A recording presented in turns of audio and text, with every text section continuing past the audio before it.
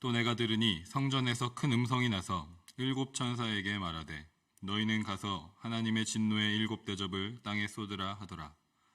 첫째 천사가 가서 그 대접을 땅에 쏟음에 짐승의 표를 받은 사람들과 그 우상에게 경배하는 자들에게 악하고 독한 종기가 나더라. 둘째 천사가 그 대접을 바다에 쏟음에 바다가 곧 죽은 자의 피같이 되니 바다 가운데 모든 생물이 죽더라. 셋째 천사가 그 대접을 강과 물 근원에 쏟음에 피가 되더라. 내가 들으니 물을 차지한 천사가 이르되 전에도 계셨고 지금도 계신 거룩하신 이여 이렇게 심판하시니 의로우시도다. 그들이 성도들과 선지자들의 피를 흘렸으므로 그들에게 피를 마시게 하신 것이 합당하니이다 하더라. 또 내가 들으니 제단이 말하기를 그러하다. 주 하나님 곧 전능하신 이시여 심판하시는 것이 참되시고 의로우시도다 하더라. 넷째 천사가 그 대접을 해에 쏟음에 해가 권세를 받아 불로 사람들을 태우니 사람들이 크게 태움에 태워진지라. 이 재앙들을 행하는 권세를 가지신 하나님의 이름을 비방하며 또 회개하지 아니하고 주께 영광을 돌리지 아니하더라.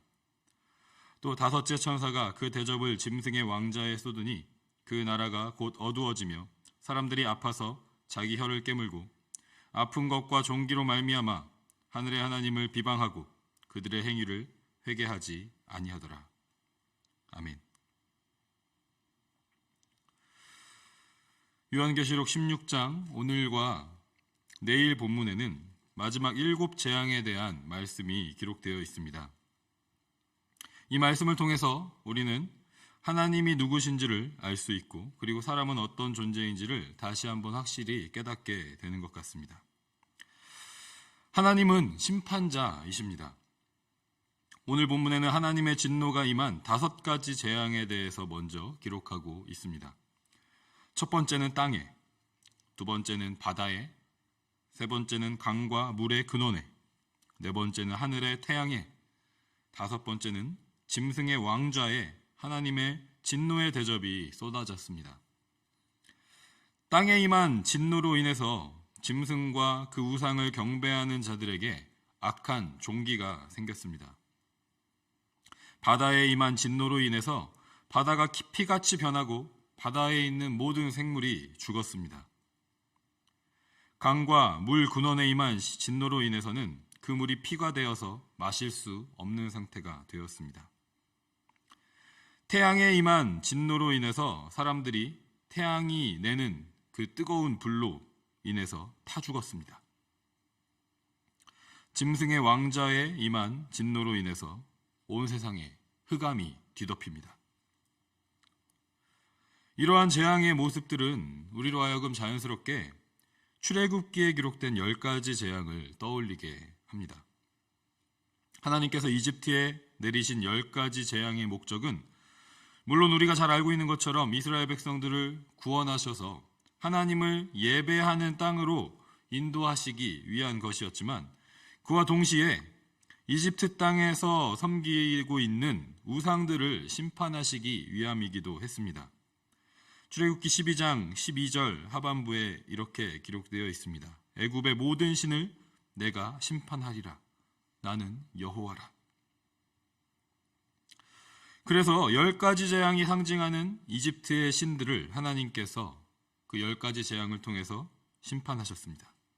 마찬가지로 본문의 7 재앙도 짐승과 그 우상들과 그것들을 섬기고 죄악을 행하는 자들에 대한 하나님의 심판인 것입니다.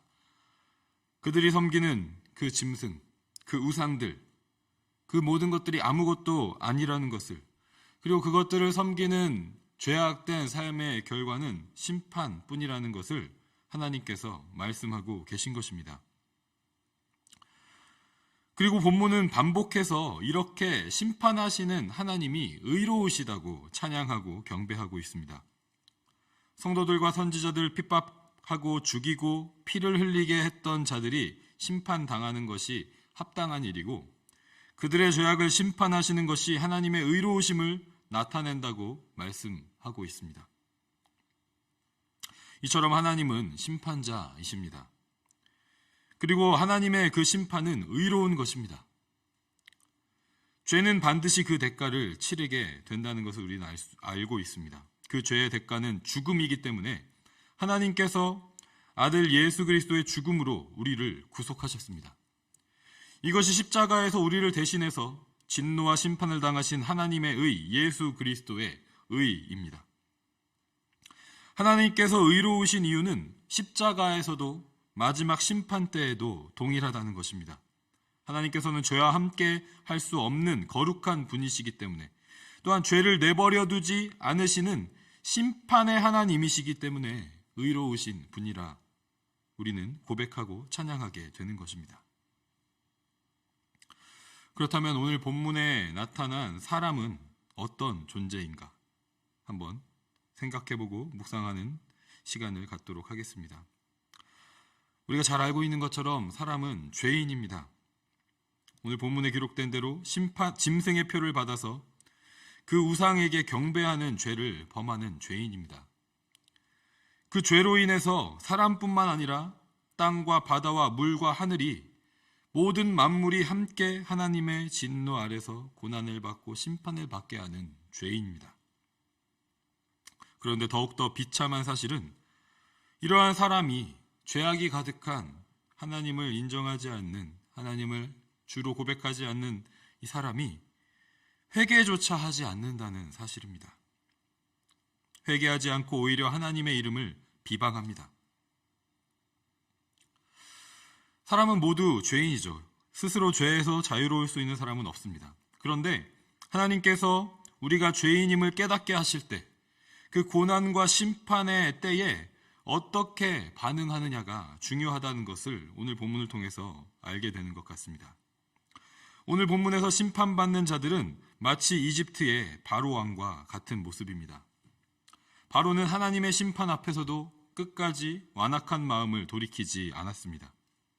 마지막 10번째 재앙을 당하고 나서야 이스라엘 백성들을 보내주는 결정을 했지만 그 후에도 다시 마음이 변해서 이스라엘 백성들을 치러 따라갔다가 더 큰 심판과 재앙을 맞이했습니다. 이런 바로의 모습과 대조적인 인물이 바로 욥입니다. 욥은 엄청난 재앙과 고난을 한 번에 당한 사람이었습니다.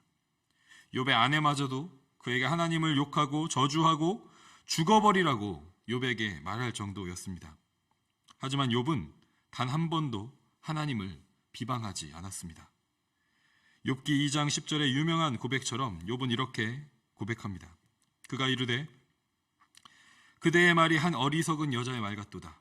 우리가 하나님께 복을 받았은즉 화도 받지 아니하겠느냐 하고 이 모든 일에 욥이 입술로 범죄하지 아니하니라. 하나님께서 허락하시는 그 심판과 고난 가운데에서도 욥은 단 한 번도 하나님을 비방하지 않고 오히려 하나님 앞에 자신이 한 사람의 창조물일 뿐임을 고백하고 더욱더 낮아져서 하나님 앞에 자복하는 그 심령으로 나아갔었던 모습을 우리는 보게 됩니다. 오늘 본문을 통해서 우리는 하나님이 누구신지 그리고 우리가 어떠한 존재인지를 다시 한번 깨닫고 고백할 수 있습니다. 하나님은 심판자이십니다. 하나님이 아닌 다른 신과 우상을 섬기는 자들, 죄악을 행하는 자들, 그들로 인해서 함께 저주받은 피조 세계를 심판하시는 분이십니다. 그리고 그 심판은 절대적으로 의로운 것이라고 오늘 말씀은 우리에게 선포합니다. 한편 사람은 죄인입니다. 우상을 섬기고 죄악을 일삼는 죄인입니다. 심지어 하나님의 심판 앞에서도 하나님을 비방하고 회개하지 않는 심각한 죄에 빠진 죄인입니다. 그래서 우리에게 필요한 것은 회개하는 마음인 줄 믿습니다. 하나님 앞에서 나의 교만과 고집을 다 내려놓고 온전히 하나님께 돌이킬 수 있는 그 마음, 우리 스스로 그 마음을 가질 수 없고 그 마음으로 하나님 앞에 나아갈 수 없을 때 우리를 결국 하나님을 왕으로 고백하고 주로 고백하는 그런 인생을 살아가도록 인도하시는 그 하나님의 인도하신 가운데 우리에게 허락하시는 회개의 마음이 우리에게 필요한 줄 믿습니다. 오늘 이 아침에 우리의 심령 가운데 완악한 그런 마음들이 있다면 하나님 그 마음을 깨부셔 주시고 다시 한번 새로운 마음을 허락하셔서 하나님 앞에 회개하는 심령으로, 돌이키는 심령으로 하나님과의 관계를 다시 한번 올바로 세울 수 있는 이 아침이 되게 하여 주시옵소서.